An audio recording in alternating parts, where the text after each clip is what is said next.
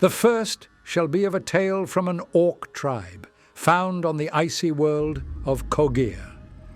This desolate planet was almost entirely devoid of life, save for the frosty greenskins, as the harsh seasons would blanket the world beneath a freezing layer of snow, making all conventional forms of travel to be almost impossible.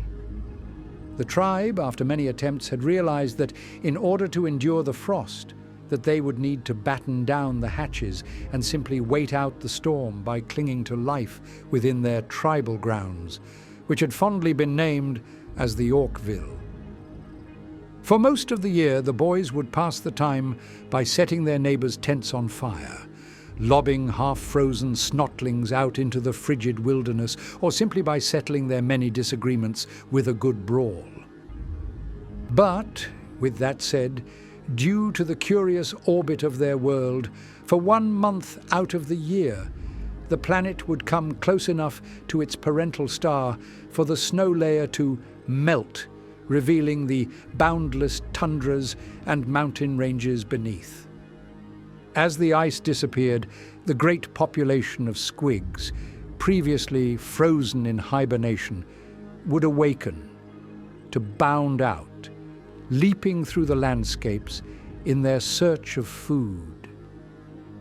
Unfortunately, however, the orcs had quickly realized that this was the prime time for hunting, and so their tribe had named this month as Squigmas, with each and every boy setting out from their camp to capture as many of the plump little squigs as possible.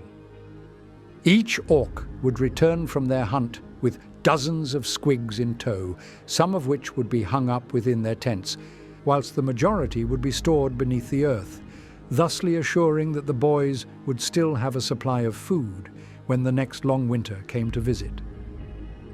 The presiding war boss, who had named himself as Wargustus, had ordered that at the end of the warm season that the tribe would come together for a great squig feast, and that once fed, the boys could settle their differences in a mock battle, hopefully sating their appetites for the war, which would surely never come. But in any case, in the months preceding that year's Squigmas, Wargustus had grown irate at the frozen and quite pathetic state of his tribe, and so, in a fit of green rage, he grabbed his personal Grot companion and hurled him out of the camp, to be accompanied only by a torrent of indecipherable obscenities. The Grot, understanding that he could not return, set out into the icy wastes, ascending the nearby Mount Crump, upon which he stumbled into a shrouded cave, partially covered by an immense snowdrift. Over the following days, he set up his squalid little camp. But looking out from his cavernous new home, he could still spy the distant tribal grounds of Orkville. As more time passed and as the snows began to clear, he couldn't help but feel bitter that he was now destined to miss out on Squigmas for the rest of his short little life. This feeling only grew as the festive season progressed, as the outcast could do little but stare down into the town, his paltry green brow furled into a grotty little frown. He saw the boys hanging up their shooters, whilst others cleared the central grounds for the mock battle. But worst of all, he saw the growing pile of squigs, soon to be cooked up and devoured amidst the joyous occasion of the Squigmas feast. He knew that in a few days that he'd hear the ear-splitting noise of the boys and their brutal toys, clashing with one another after savouring the squigs, roasted, boiled and braised. With this, the Grot had an idea most awful. He knew that if he couldn't enjoy this year's Squigmas, that no one could. And so he made a small, sneaky outfit for his small, sneaky body and awaited for the inevitable fall of night. On a makeshift sleigh of scrap, pulled by a decrepit old squig, he set down from the mountain to sneak into his old home of Orkville. The campgrounds were silent, with the greenskins soundly sleeping, presumably each dreaming of a war which would never come. But as the Grot passed the mech shop, he said to himself, "This is stop number 1. Sneaking through the vents, he saw the crude weapons and tools of the odd boys, all of which he scooped up and shoved into his great squig-hide sack. Next, he moved to the old storehouses and pried open the ill-kept pantry, stealing the squigs and fungal puddings once intended for the festive feast. As the Grot slunk away, he heard a timid squeal in his wake, and upon turning, he saw a tired little snotling still rubbing its dreams from its eyes.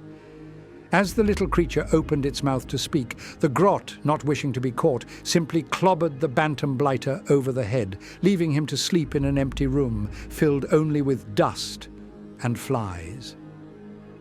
The Grot moved from tent to tent, from shop to shop, and from house to house, stealing away every last knick-knack and gubbin in sight, and only once he had taken the last scrap of loot from his old tribe did he depart, taking the sled back up to his cave atop Mount Crump. As he settled in and sorted through his new collection, he saw the crest of the rising sun and looked back to the town, eager to hear of their inevitable vexation. He hoped that the boys would have resigned themselves to their tents for a lonesome day of isolation, but instead the Grot could clearly see a collective sense of aggravation. The orcs were roaring, belting out their rage at one another, each boy accusing the other of having stolen Squigmas from one and all. The war boss, Wargustus, stepped down from his throne and called for some order in his now furious little town. Furrowing his brow, he stated clearly that to figure out who was to blame, that the boys needed to wage a real war, not against a distant adversary, but against themselves. Thus, with a resounding "Wah!" the orcs fell into a mass brawl, each boy clobbering one another with whatever they could find. Some threw balls of snow, whilst others grabbed Gretchen to use as living weapons, but regardless of the carnage, it seemed as though the orcs were actually having fun. The Grot, high in his cave, upon seeing their joy, felt a swelling in his chest and desperately believed that on this day of Squigmas that the boss would allow him to rejoin their tribe if he promptly returned with their many shooters and choppers. Thus, he scooped up the stolen belongings and set down on his sled, arriving in the midst of the battle, prepared to deliver the boss's own power claw with a wide, grotty smile. The boss and the boys, however, upon seeing the face of this grubby little Grot, felt no sense of compassion, and instead they seized the little blighter and fed him to one of the portly squigs, which would soon be roasted up as the centerpiece to the Squigmas feast. Thus, the boys all got to enjoy their Squigmas tradition of feasting and brawling, and the dastardly little Grot learned a lesson most harsh, that some holidays are not to be stolen away.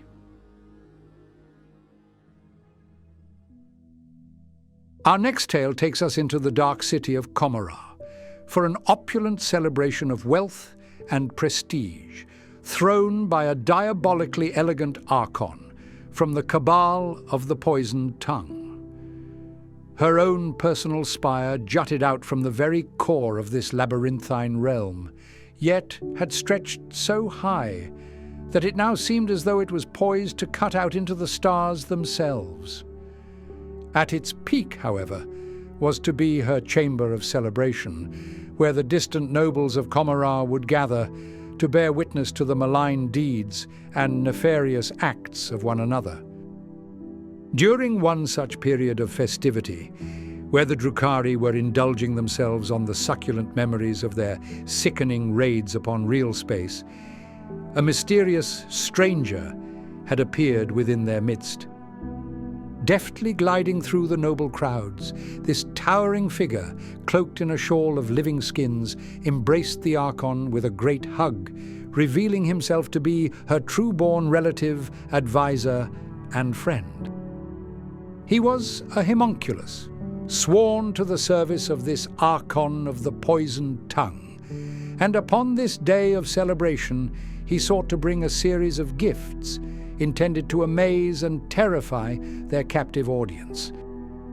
He first pulled from his cloak a malformed bird, seemed to be made up entirely of beaks, which, when held to the light, let out a deafening screech, much to the delight of the noble guests who crowded around, eager to watch for the dark magics soon to come. The homunculus, as smug as any Drukhari had ever been, let out a single loud clap, at which point 3 malformed corpses stumbled into the room, one a soldier, one a ballerina, and one a doctor.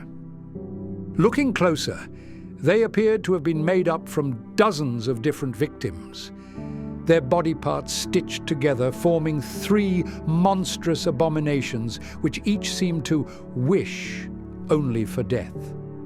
With a pompous nod, the homunculus ordered for them to begin. The ballerina, ragged and wounded, suddenly leapt into the air, though with this jump it was as if she had awoken from an eternal slumber. As she span and twisted, she let out a piercing scream of pain, so loud that it was as if her soul sought to escape from her nightmarish form. Upon hearing the cry, the soldier was similarly spurred into wakefulness, at which point he let out his own scream before firing his crude weapon at the decrepit form of the ballerina. As she fell apart, the doctor was now awoken, and he fell upon the soldier, tearing him apart, only to stitch loose scraps of each other's flesh back onto the crippled corpse of the ballerina, until the 3 of them now stood as a conjoined amalgamation of bloody tissue and abject pain.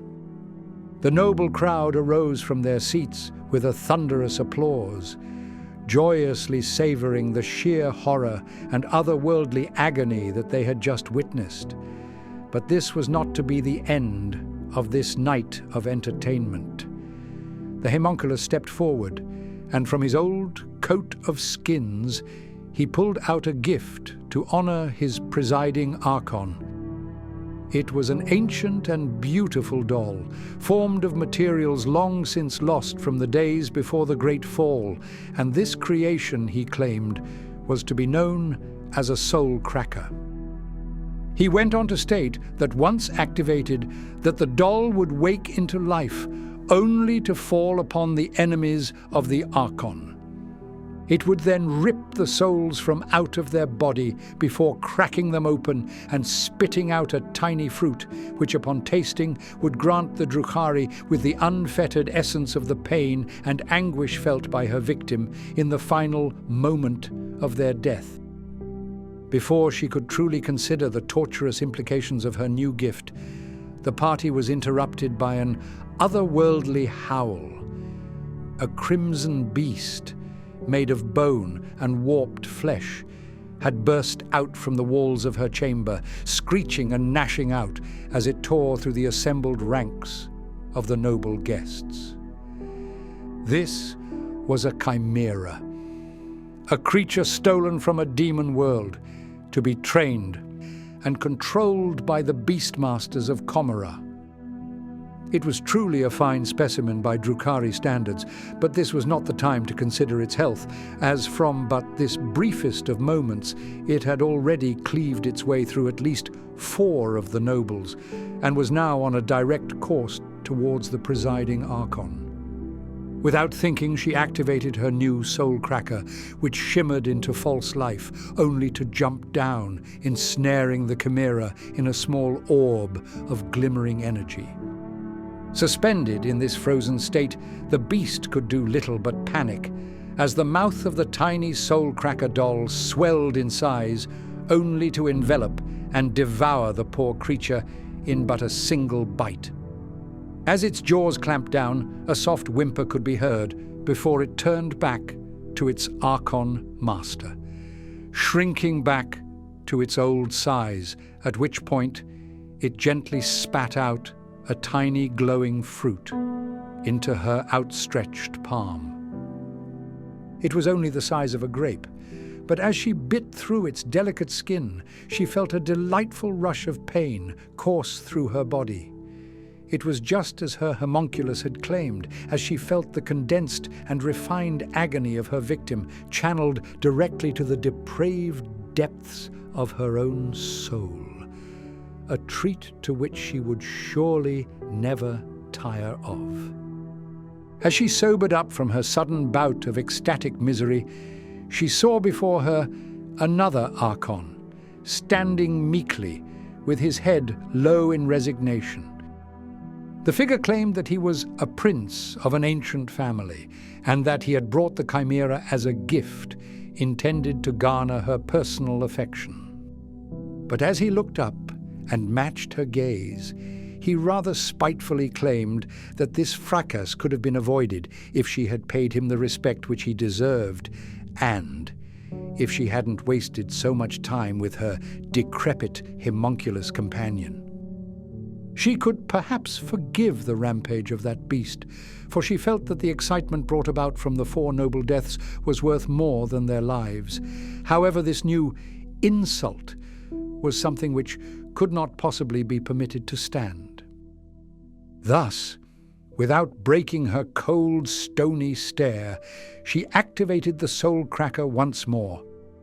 As it had with the Chimera, the doll trapped the rival Drukhari prince in a glimmering orb before its mouth expanded to an impossible size, biting down and crushing the insolent noble in a single snap.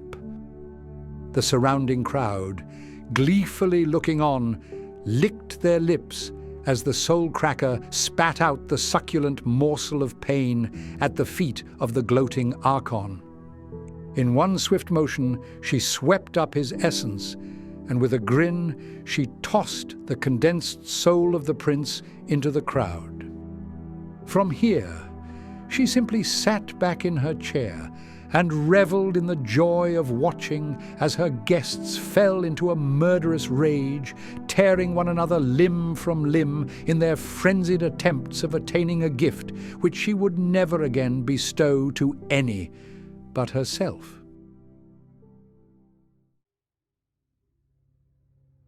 The next story is one which takes place upon the beating heart of the Adeptus Mechanicus, the red planet of Mars.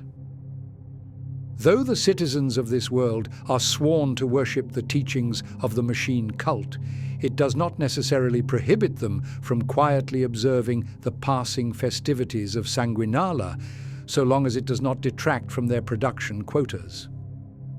One year, on the eve of this auspicious occasion, there was a boy, resting in his familial quarters, who had heard tales of his parents, who told him that for the children who are well behaved upon Mars, that the tech priests may reward them with magnificent gifts and toys. Now, this was but a fable, and in truth, his family simply wished for him to remain steadfast in his teachings so that he may one day work in a factory with a relatively robust standard of safety. Unfortunately, however, the child became captivated with the idea of the Mechanicus bringing him gifts, and so, on this fateful night, he struggled to find the warm embrace of rest. There is never a moment of quiet upon the red planet, but that night, through the constant clanging and churning of the industrial sprawl, he heard a most curious sound. Outside was the faintest hiss of steam and the squeaking of ancient metal. Looking out into the night, he saw through the clouds of rust-colored sands a train standing perfectly still. It was barely visible through the haze, yet sure enough, he could make out the venerable symbols of the Adeptus Mechanicus, illuminated by a warm glow emanating from within. Further, standing by one of the open doors was the towering silhouette of a tech priest.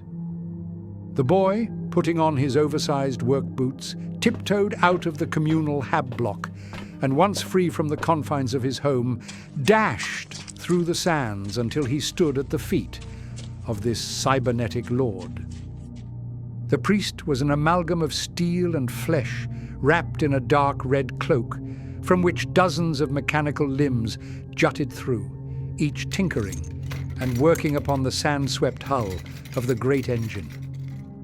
Looking down at the child, the priest sputtered out a cryptic burst of binary, almost entirely foreign to the boy, before which he stepped aside and beckoned towards the warm and inviting glow of an open door. I don't understand. What is this? Spoke the boy, trembling in anticipation. This is the Martian Express. You are requested at the North Pole. Chanted back the priest, his Gothic crude and broken, likely having seen little use upon this world where binary is the common tongue. As he stepped aboard, he was met by a most wondrous sight.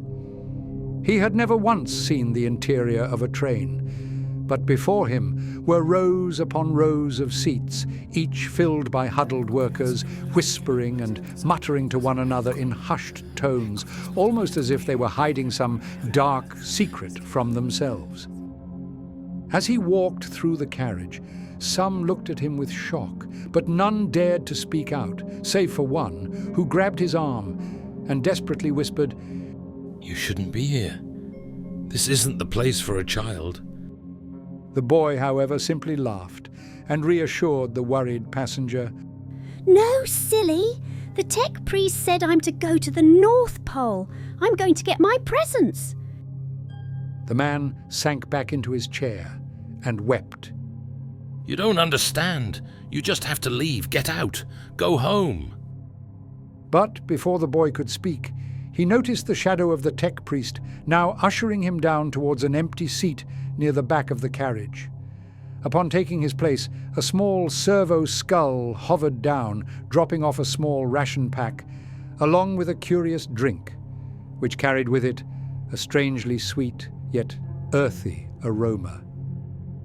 As he drank, he saw that the train was now moving, with the hazy view of his hab block fading into the distance until they were out in the cold, dark wilderness of Mars. Through the windows, he could just about see the flickering lights of foundries dotted through the landscape, but those too were soon to be swallowed up by the thick clouds of oxide sands kicked up from the ceaseless winds of the Badlands. The starless skies, though similarly tinged to a deep rusty shade, were occasionally punctuated by bloated airships transporting the raw resources and Mechanicus personnel between the various forge cities. The train barreled on, chugging away as it greedily devoured its biofuel reserves. It pushed over the arid hills, through ancient tunnels, first bored by the early colonists of Mars, until eventually it emerged in a region that no living human would ever wish to see. Next stop, North Pole. Came the booming cry of a Lord hailer above. Upon hearing this, many more upon the train began to cry. But the child was still happily looking out of the window, watching as the distant lights of a Mechanicus complex slowly came into view. The North Pole of Mars, once known as Planum Boreum, was at one point in time encrusted within a colossal ice cap, though due to the terraforming and industrialization projects of the early colonists, they have long since stood bereft of any form of natural water. In the great fissures and canyons, the Mechanicus saw fit to erect a new network of forges, foundries, and factories, many of which will be used synergistically for a rather dark purpose. But the child knew not of the function of this place, as all he could see was of the glittering lights of the northern cityscape, bordered by ancient hulking machines which had never cursed any region but the pole. Through the dust, however, he could see no other tech priests, only dark silhouettes, disappearing deeper into the night. They gather at the heart of the forge, disembark and march. The priest aboard was not speaking to the child, But to all, and with a grim sense of inevitability, the human passengers arose as one and solemnly marched out to the sands below. The immense clouds of dust, carried up by the winds and caught within the harsh storms of the polar region, made this realm truly inhospitable. But it was never intended for a baseline human to live here. As the group stumbled through the dark, the child could not help but notice that he was the only one of his age within the crowd. The others were all fully grown, but strangely many were grievously wounded, some bearing ancient scars, clearly affecting their movement, whilst others still were amputees, made to hold on to one another as they struggled through the wastes. Eventually, they reached the base of the facility, where a troop of tech priests had amassed, ready to survey the humans who had assembled before them. None could make out their words, for they spoke in rapid bursts of binary. But soon enough, the humans were ordered to separate out into two groups, one to stay and one to go. The child who was to remain at the facility watched as the second group marched out into the wasteland, from where their silhouettes slowly faded until there was nothing left but the dust and sand. Move to the forge, Shouted out a priest, his voice as crude and harsh as ever. As they entered, they were shuttled through narrower and narrower corridors, down walkways impossibly designed for safe travel, until they were met with a stagnant room of iron, illuminated only by the flashing sparks of loose cabling. Behind, the tech priest pushed them in, stuffing the group into this dark chamber before the door was sealed and the humans were lost to the forge. There was scarcely enough air to breathe, not that it could matter, for there were so many crammed into that nightmarish room that they could scarcely prevent their own ribs from breaking and cracking inwards. Yet they still screamed. For what else was there to do but protest this accursed fate? The child, lost within the depths of this forge, thought back on his home for what would be the last time. In that oppressive dark, the machinery of the chamber whirred into action, and the lives of all within were brought to a harrowing end. Their bodies were mutilated, their limbs carelessly replaced, their minds severed, and worst of all, their memories were expunged. As the blood, gore, and detritus rose to consume their lower bodies, the vents below opened, draining out the failures and the dead who had collapsed to the chamber floors. As the machinery ceased in its function and retracted back into the walls, scarcely half of the original group were left standing. But they were no longer human. They were servitors. The rusted iron door groaned open, revealing the tech priest who now chanted in binary to the new slaves of Mars, obediently ordered to march back out into the sands, ready to serve the Mechanicus until they inevitably and invariably expired. But amidst their ranks was one never destined to join them. There, standing clearly, was a child, erroneously transfigured into a cybernetic horror, yet the cultists of Mars truly did not care for their mistake. They knew, however, that his short stature would possibly be missed by the surveillance and inspection systems within the factories, and so they quickly produced an artifact to resolve this issue. One of the priests fashioned a small bell of crude iron and attached it to the frame of the boy, so that as he limped along in mindless servitude, that he would forever ring out, ever to be heard as a distant omen of the foulest of deeds of Mars. Our final tale will once again be told on the eve of Sanguinala, which had captivated the world of Carolinus Prime in its festive swing. All throughout the capital hive city, families were preparing themselves for the coming celebrations by divvying out extra rations for one another, decorating their humble quarters, and by putting the finishing touches on their venerable red badges, pinned to remember the sacrifice of the fallen angel. But upon a high spire, there was one who did not even notice that the festivities had begun. An elderly Inquisitor, well, retired Inquisitor, once feared across this breadth of the galaxy, was simply lost in his thoughts. He was mulling over an old theory which had become something of a fascination to him in recent months, but his concentration was suddenly cut short by a rapturous knocking at his door. Before he even had a chance to rise from his old chair, he heard a particularly grating voice shouted out from the hall. Happy Sanguinala to you, Ebenezer. Your package is just outside. Such insolence, he thought. There was once a time where none would dare to even breathe the name of the astutely perceptive Inquisitor Ebenezer Scrooge. And yet now it seemed as though even petty delivery serfs had forgotten the weighty mantle of the Inquisition. Perhaps he would have to contact his old peers to take care of this problem. But no matter. On tired old bones, he hobbled to the door, swung it open, and there, sure enough, was the object of his desires.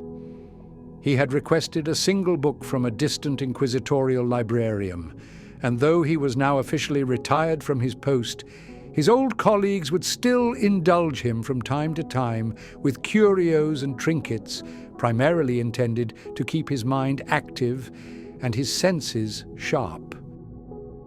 He would never admit this, but in recent years, the lack of action had certainly taken a toll.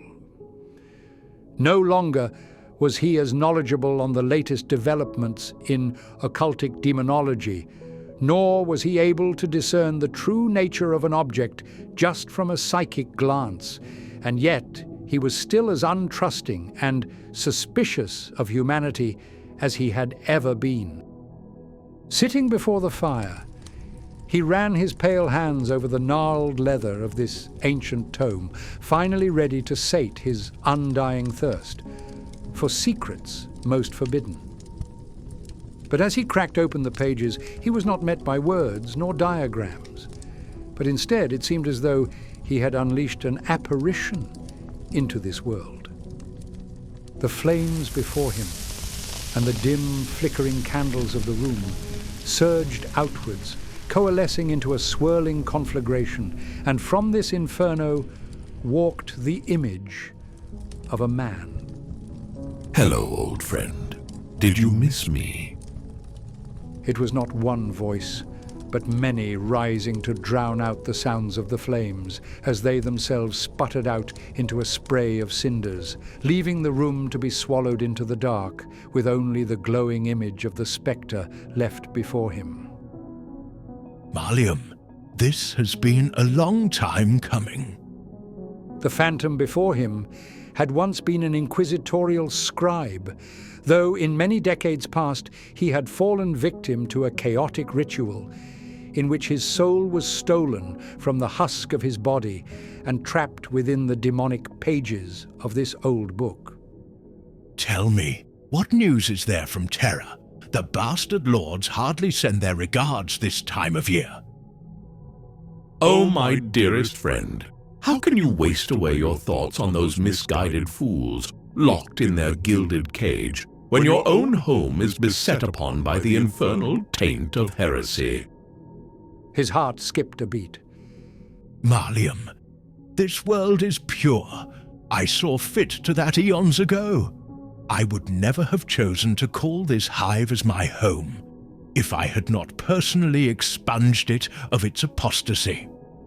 The spectre curled its lips into a smile, which resembled a vortex of smoke. Ebenezer, you cannot possibly believe that mankind will ever be free from the temptations of the dark. Come, old friend, let me show you what the others have kept hidden. The spectre beckoned towards the door, and the two slipped out into the cold night of the hive. They walked shrouded to all, the former Inquisitor's old psychic powers still potent enough to hide his presence to all but the most discerning of citizens, who were still far too busy with their preparations for Sanguinala to notice an old man bitterly speaking to himself amidst the dark. Do you remember that silver-tongued worm, Fezziwig, caught distributing sacrilegious copies of the Imperial Creed? Spoke Marlium as they arrived by a window through which they peered into a dimly lit warehouse. Sacrilege is a strong way of putting it. There was merely a typographic error on one of the pages. I had no reason to sentence him to anything beyond a public lashing.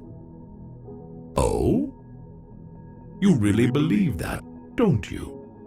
You caught a man disseminating an altered account of the Emperor's deeds, and yet you still chose to let him go. My Ebenezer, perhaps the others were right. Perhaps you have lost your touch. This proves nothing, Snarled the Inquisitor. None are truly innocent, yet we were fortunate that his guilt was so minor. Perhaps then, but what about now? On this eve of Sanguinala, you can never be too sure of what the Scions of Chaos have planned. This troubled Ebenezer. He hadn't paid much mind to the coming celebrations, but now that he thought on it, Fezziwig could very well exploit the festivities to spread his heresies far and wide. You know that I'm right. Come, let me show you another, one which you have willingly ignored despite your post. They moved towards the central district of the hive, a large open promenade, often used for military parades, or to flaunt the opulence of the nobles to any of their visiting guests. All around were workers, setting up decorations great and small, whilst others still were passing out the bright red badges to be worn for the morrow's festivities. Why are you showing me this? It happens every year. There is nothing worth gawking at. Oh, Ebenezer, you really aren't the man I once knew. Take a look around. Those badges could be tainted, the decorations could be a part of a grand ritual, and without an interrogation, you really cannot say that the hearts and minds of these people are pure. He wasn't wrong, of course, and it had been several years since the Inquisition had seen fit to screen the local populace for any hints of treachery. But this was foolish. The world was safe. He was sure of it. Yet now there were cracks forming in his trust.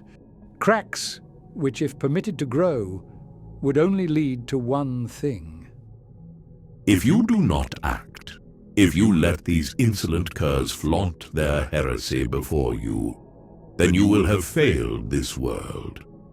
You will have failed the Emperor and his people. But worst of all, you will have failed as an Inquisitor. This stung him. He always wondered as to why his colleagues had been so keen to see him retire.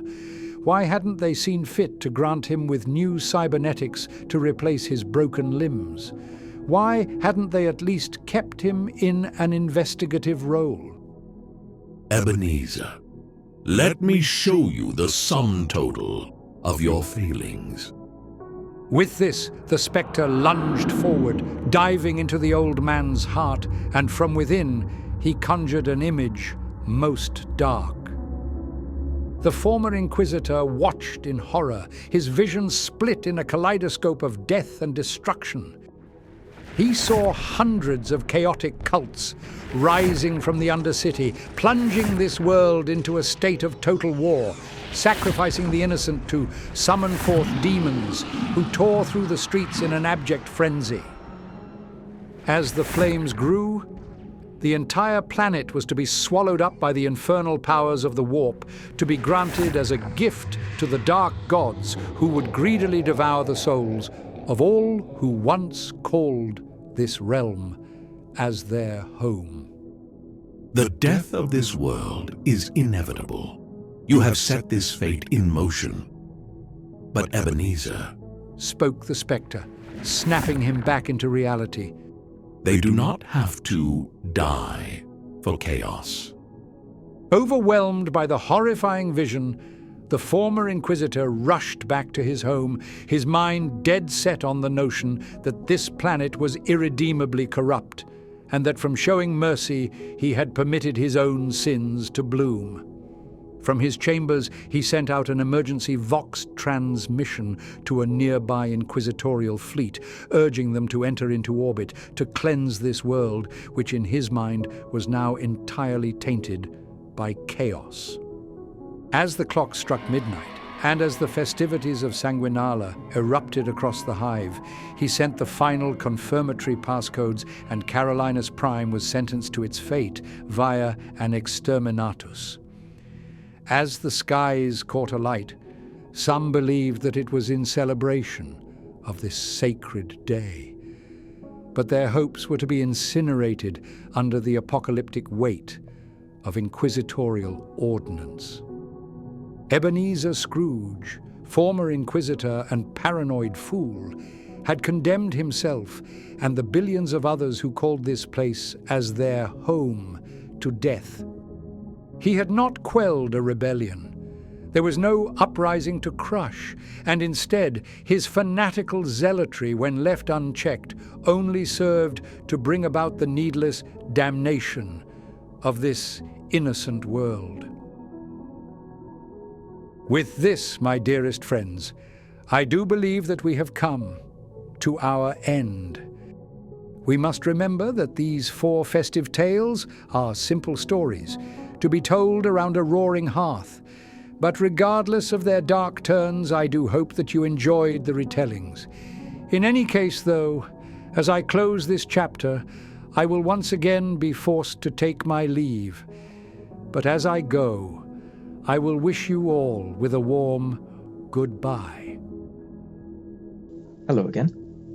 Just at the end of this one, I wanted to give a quick thank you to anyone who's ever watched or interacted or supported the channel to any capacity since I started it. It really does mean a lot to me to know that I've got your support, and I hope that you've enjoyed everything that I've managed to put out.